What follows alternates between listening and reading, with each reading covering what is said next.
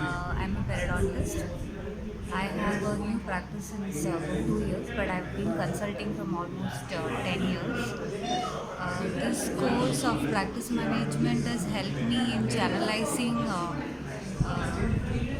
the way I practice. Also, the financial aspect has helped me in like how to save more or how to channelize my finance basically.